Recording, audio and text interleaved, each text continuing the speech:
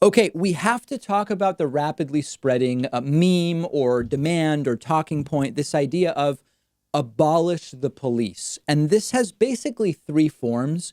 Sometimes it's literally abolish the police. Sometimes it's defund the police. And sometimes it's simply called ACAB, all cops are bastards. Some version of this is essentially what we're talking about here. Now, I believe that this catch-all is completely miscalculated. I believe it's inaccurate, and I believe it dramatically helps Donald Trump get reelected if it were to become a prominent theme of Democrats. And I can't believe Joe Biden would do it, but if Joe Biden were to adopt this in the time remaining between now and the election, I'll tell you why, and then we can talk about it. We have a problem with police brutality in the United States. We have a problem with lack of proper training for police. We have a problem with militarized police departments in this country. We have a problem with lack of police accountability in the United States. We are seeing overwhelmingly peaceful protests demanding that these issues be dealt with, and that's a beautiful thing. They were catalyzed by the horrific killing of George Floyd in Minneapolis.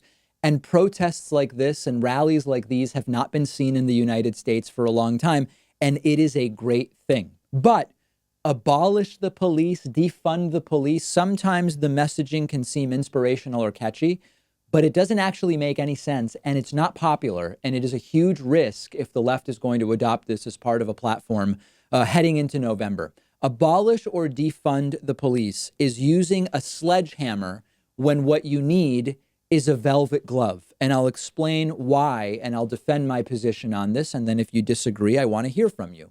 The problem is just not as simple as police have too much money, and if we take the money away, we solve the problem. The problem is not as simple as police need to be eliminated, and then we would be much better off, including replacing police altogether with social service agencies or community watch groups or whatever the case may be. The problem is sometimes too much police funding for the wrong things. The problem is sometimes lack of training. The problem is not enough funding in some cases. And that can actually be the cause of the problems we're trying to solve. So let's just get really specific about it. Let's start with one example. Many police departments have become militarized like armies. This is something I talked about last week.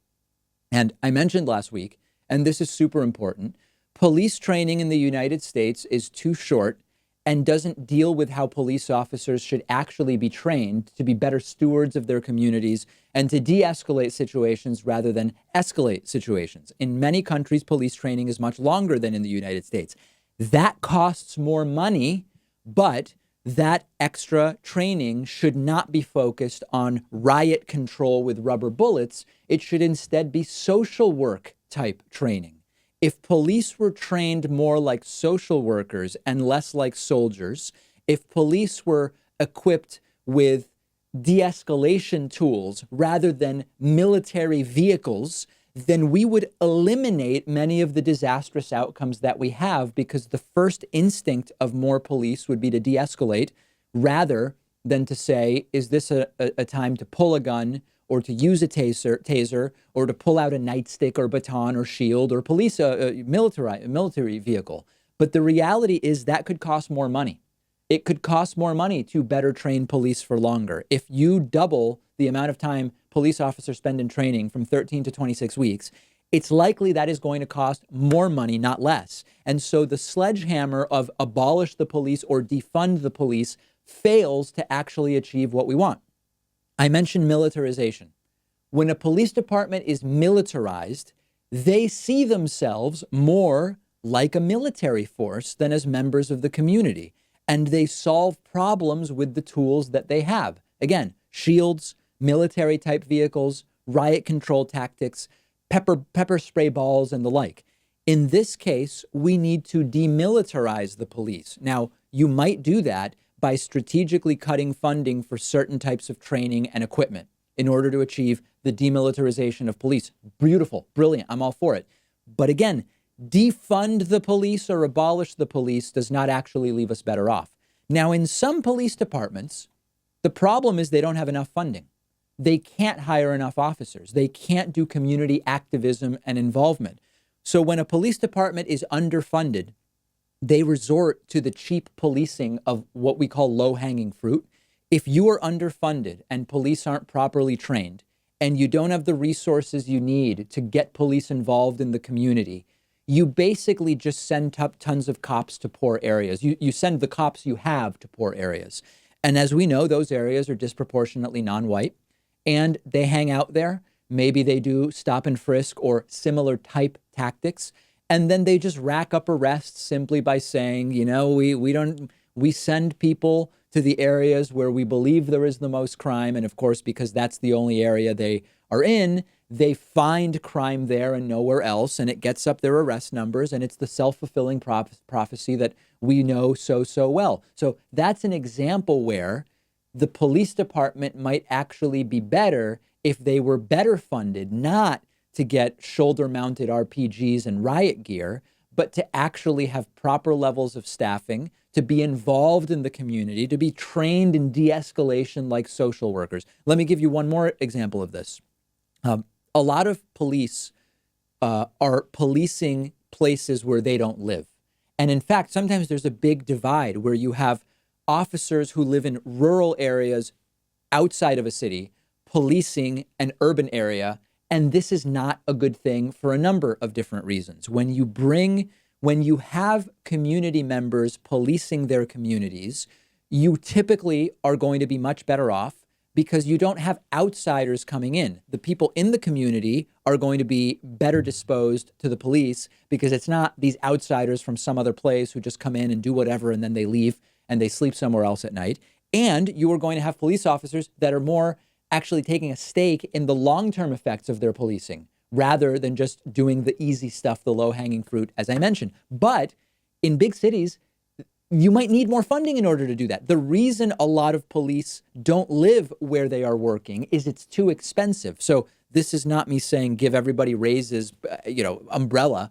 But the point is, in order to achieve something that would improve a lot of police departments, require some percentage of the force to live in the area that they police, it might not be cheaper. You may not be able to do that simply by defunding. So I am as disgusted and enraged as you are by the horrifying videos of sick police brutality from the last 10 days of protests. My question is defunding or abolishing police really going to solve the problem? Now, a couple other things that I want to mention. We should have a central database of bad police actors so that when there are complaints and when there are dismissals, it's harder for an officer to hide that when they go and apply somewhere else. And it's harder for the new to police department to say, we had no idea. You have a central database of bad police actors. The unions will likely oppose this. It would be a fight, but it would cost money to maintain such a database. Civilian review boards for police use of force complaints and police shootings. Some cities have done this. That can cost money. Mandatory police body cameras. That can cost money. Now, hopefully you'd be able to reallocate funding away from militarization and towards cameras, et cetera. But again, the catch-all of abolish or defund does not take into account any of these details. One last thing here. As progressives, we should be for government and state involvement where it makes sense. We want the government involved in healthcare, for example. They're not enough involved right now. We want the government involved in regulating industry. They do not regulate themselves effectively. When it comes to law enforcement, we actually want government doing it and not the people, because the people sounds nice when you imagine neighborhood watches and how that will work. But you have two problems. First, the people in your neighborhood quickly become some private security firm with the best lobbyists and can get the most weapons. Google cops you get free with ads, but to get better service, get Amazon Prime Police. And by the way, it comes with being able to watch some TV shows for free as well. We don't want that. It will become the police equivalent of private prisons or private mercenary firms that fight wars overseas for us. It's not the progressive option. Secondly, there is no denying that sometimes you actually need the scope of state and government. Missile defense as a private endeavor where neighborhoods decide, here's how we're going to defend ourselves from missile attacks, doesn't really work well. And in the case of policing, you need these state and federal law enforcement resources to deal with things that are big, like human trafficking. It's too big and too complex for communities and private industry to deal with human trafficking and the global, federal, state, and local elements that need to be combined. So the solution that is progressive is not defund or abolish the police. It's elect the right people to fix the police, ensure that the police are working for us in the way that we want. And you do that in part by electing the right people to make those decisions. Change the mayor, change the governor, change the police chief. Now, one more thing. Should other areas have more funding? Yes. Do we need more funding for teachers and education? Of course. Do we need more funding for public health and public housing and homelessness? And of course we do. That is a separate issue from defund or abolish the police. Absolute last thing on this. Defund the police is being hugely boosted by bots online because they know it's divisive. And I hate to tell you that it'll help Trump. Defunding the police as of 2 days ago has 16% support in this country. It's very low. There is more support than ever for reforming the police. We previously discussed, did it make sense in 2018 for Democrats to run on abolish ICE, even if you support it? I don't believe that that would have been logical in 2018.